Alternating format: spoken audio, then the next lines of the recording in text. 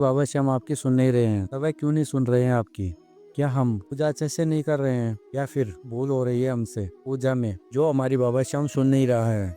हम यही बात आज जानते हैं। जय श्री श्याम। सभी श्याम भक्तों को पर बाबा श्याम का जयकारा अवश्य लगा देना कमेंट में। श्याम भक्तों, आपके भी मन में होता होगा कि बाबा श्याम सबकी सुन रहे हैं तो हमारी क्यों नहीं सुन रहे हैं? श्याम भक्तों, आप एक दो बार बाबा श्याम के दरबार पे गए फिर हार जाते हो। बाबा श्याम हमारी सुन नहीं रहा है तो क्यों नहीं सुनता है बाबा श्याम? किसी किसी भक्तों की तो बहुत जल्द सुन लेता है बाबा श्याम। ऐसा होता क्यों है? यही मैं आपको बताता हूँ। बाबा श्याम सबकी सुनता है पर हमें समय लगता है। वह क्यों लगता है? पहली गलती तो हमको बाबा श्याम से कभी सौदा नहीं करना चाहिए। बाबा श्याम, तुम ये मनोकामना पूरी करो, आपके दरबार में आता रहूंगा। अगर हमारे मन में ये सोच है तो बाबा श्याम हमारी सुनेगा नहीं, क्योंकि हम तो बाबा श्याम से सौदा कर रहे हैं। हमारे प्रभु से हम सौदा कर नहीं सकते।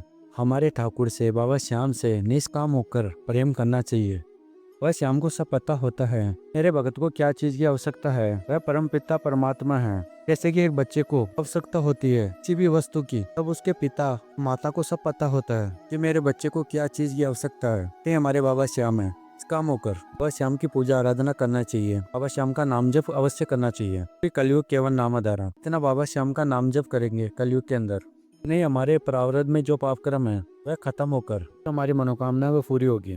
बाबा श्याम को हारे का सहारा ऐसे ही नहीं कहा जाता है। रोते हुए भक्तों को हंसते हुए भेजता है बाबा श्याम अपने दरबार से। अभी ये मन में ना लाए, सबकी अर्जियाँ पूरी होती है, मेरी अर्जी पूरी नहीं होती है। बाबा श्याम आपके लिए कुछ विशेष करेगा जो आपने कभी सोचा भी नहीं है। बाबा श्याम के दरबार से खाली ना गया है ना जाएगा। बाबा श्याम सबकी सुनता है। बाबा श्याम अपने भगत का विश्वास देखता है, इसलिए बाबा श्याम उस भगत की परीक्षा भी लेता है। बाबा श्याम यही देखता है कि मैं देखता हूँ मेरे पे कितना विश्वास अटूट बना के रखा है मेरा भगत। बस यही चीज देखता है, बाकी महंगे महंगे भोग की आवश्यकता नहीं है बाबा श्याम को। बाबा श्याम देखता है सच्चे भगत का भाव और विश्वास अपने पर, इतना मेरे पे विश्वास कर रहा है। जैसे कि हम किसी व्यक्ति से पैसे मांगते हैं, वह व्यक्ति हमको दे नहीं रहा है। व्यक्ति बोल रहा है कि मैं आज दे दूंगा, कल दे दूंगा, ये सब बोल रहा है। बस वह व्यक्ति मना नहीं कर रहा है मैं तुमको नहीं दूंगा। व्यक्ति ये से बोल रहा है कि मैं तुमको 2 दिन बाद दे दूंगा। तो हमारे को उसके ऊपर विश्वास तो है। अगर आपके मन में यह सवाल उठता है, आपके मन में क्या पता होगा या नहीं होगा मेरा काम, तब आपका विश्वास बाबा श्याम पर से उठ रहा है। ऐसे किसी भी भगत को नहीं सोचना चाहिए। वह श्याम पे अटूट विश्वास बना के रखना चाहिए। हमारे मन में यही सोच रखना चाहिए बाबा श्याम करेगा, एक दिन अवश्य करेगा। उस भगत का कार्य 100 to 100% बनता है। आप सच्ची श्रद्धा से, बड़े भाव से बाबा श्याम को बोलिए, बाबा श्याम आपको ये कार्य करना ही है। मैं किसी को जानता नहीं हूँ, आप ही मेरे पिता हो, ये कार्य आपको ही करना है। ये ही विश्वास अपने मन में रखिए। अब देखना आपका कार्य कितनी जल्दी बनता है। भक्तों, एक आपको हट करके बैठ जाना है। जैसे बच्चा हट करता है अपने माता पिता के पास, ऐसे ही हट करके बैठ जाना है। बाबा श्याम आपको करना ही पड़ेगा। तब आप देखना बाबा श्याम आपकी कितनी जल्दी सुनता है। बाबा श्याम सबकी सुनता है, पर बहुत भक्तों की बाबा श्याम परीक्षा लेता है। वह किस प्रकार से लेता है अपने भक्तों की परीक्षा?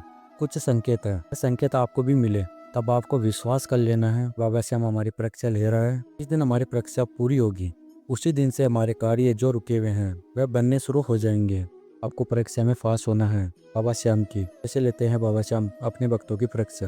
पहला संकेत होता है बाबा श्याम की परीक्षा का, आपके ऊपर कर्ज हो जाएगा। दूसरा होता है श्याम भक्तों बाबा श्याम की परीक्षा का कि आपका जो पहले काम चल रहा था वह भी रुक जाएगा। आप जहाँ पे भी जाओगे वहाँ से आपको निराशा ही हाथ लगेगी।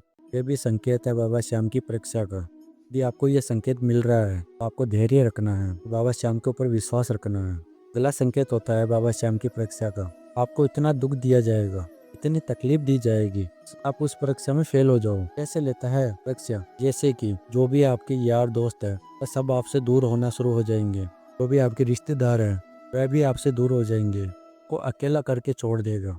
बस दुनिया की सच्चाई दिखाएगा, तेरा इस जमाने में कोई नहीं है, वह मेरे दुनिया का आईना दिखाएगा बाबा श्याम।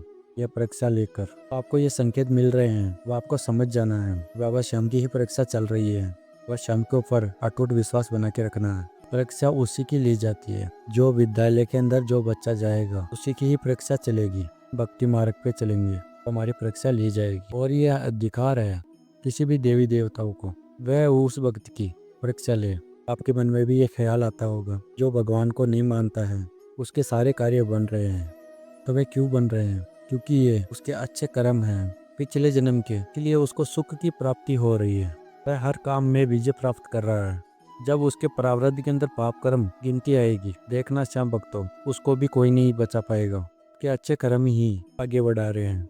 हमारे प्रारब्ध के अंदर कोई पाप कर्म है, उसकी वजह से हमको दुख प्राप्त हो रहा है। प्रारब्ध को खत्म करने का मात्र एक ही रास्ता है, बाबा श्याम का नाम जप, उनकी पूजा। इतना हम नाम जप करेंगे, इतनी ही शीघ्रता से हमारे पाप कर्म खत्म हो जाएंगे। ऐसे ही हमारे पाप कर्म खत्म हो गए, फिर हमको आनंद की अनुभूति होगी तो बाबा श्याम करवाएगा। श्याम भक्तों, आपको विश्वास और भाव बाबा श्याम के ऊपर बना के रखना ही होगा। फिर देखना, आप जो चाहोगे वही पाओगे बाबा श्याम से।